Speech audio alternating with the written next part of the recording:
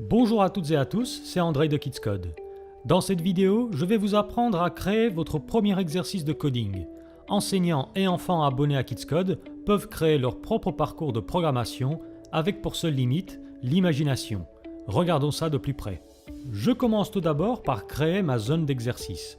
La hauteur, la largeur, la couleur ou le design de celle-ci dépend entièrement de vos goûts personnels. En sachant que les salles de forme rectangulaire ou carrée, placées côte à côte, se prêteront mieux aux longues séries d'exercices. Mais là encore, le choix vous revient. En mode exercice, le Kidsbot avance du bloc A jusqu'au bloc B. Je vais donc prendre ces deux blocs dans mon inventaire, puis les placer quelque part sur mon atelier de coding. On s'occupera plus tard de la configuration de ces blocs. J'ai placé mes blocs A et B, maintenant j'ai envie d'ajouter un petit défi supplémentaire à cet exercice. Je peux donc utiliser un interrupteur que le Kidsbot devra activer, sans quoi mon élève ou mon ami, tout dépend de qui sera soumis à cette rude épreuve, ne pourra pas continuer vers l'exercice suivant. Un clic droit sur l'interrupteur m'indique son identifiant. Notez-le bien, on va s'en servir dans quelques secondes. Cet interrupteur va être relié à une porte qui ne s'ouvrira que si le Kidsbot va activer l'interrupteur. Retenez bien que vous ne pouvez pas agir sur l'interrupteur, seul le Kidsbot peut le faire. Je vais à présent prendre une porte dans mon inventaire. Vous pouvez utiliser n'importe quelle porte et la relier à un interrupteur, cela n'a pas d'importance. Attention toutefois, une porte ne peut être reliée qu'à un seul interrupteur à la fois. Alors si vous voulez placer 5 interrupteurs sur votre parcours d'exercice, eh bien il faudra placer 5 portes qui s'ouvriront en séquence à mesure que les interrupteurs seront activés. Je prends maintenant mon outil SuperEdit qui se trouve dans l'onglet Mode de l'inventaire. Je fais un clic gauche sur la porte et je vais indiquer dans le champ identifiant du levier le numéro de mon levier. Si vous avez été attentif, vous savez que c'est le numéro 1. Je clique sur OK et voilà, ma porte est reliée à un interrupteur. Maintenant, le robot va exécuter 12 actions au total pour atteindre le bloc B.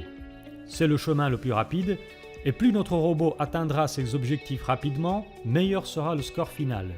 Je vais donc ouvrir le bloc B avec le clic droit et indiquer le nombre d'appels de fonction, 12 donc, puis valider en cliquant sur OK. Pour tester mon exercice, je vais tout d'abord mettre le robot en mode exercice. Sinon, il ne sera pas détecté par le bloc B lorsqu'il s'arrêtera dessus. Pour cela, j'ouvre le menu enseignant et je désactive le mode libre du Kidsbot. J'ouvre ensuite mon petit robot avec le clic droit, je donne un nom à mon exercice, on va l'appeler exercice 1, ça ne s'invente pas, et ensuite je commence tout simplement à glisser-déposer les actionneurs correspondants sur la grille de programmation. Voyons à présent si j'ai bien configuré mon exercice et mes blocs. Mon code est en ordre, prenez soin à bien aérer votre programme pour faciliter la lisibilité. Je clique ensuite sur ce petit bouton en bas à droite pour tester mon parcours. Pour le moment, tout se passe bien. La porte s'ouvre, le Kidsbot arrive sain et sauf et ça veut dire que j'ai réussi mon premier exercice. Dans le cadre de la différenciation au niveau des exercices, n'hésitez pas à utiliser la multitude de blocs supplémentaires mis à votre disposition. Vous avez le choix entre plusieurs dizaines de blocs et de symboles vous permettant de créer des parcours personnalisés avec plus ou moins d'aides affichées à l'écran pour coller justement à la différence de niveau qui peut exister entre vos élèves. Mais nous verrons tout cela bien plus en détail dans une prochaine vidéo. Voilà, merci d'avoir regardé ce tutoriel sur la création de contenu. Et n'oubliez pas que les enseignants ne sont pas les seuls à pouvoir créer des ateliers de coding.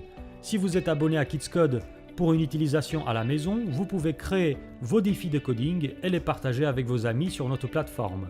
À très bientôt sur Kids Code.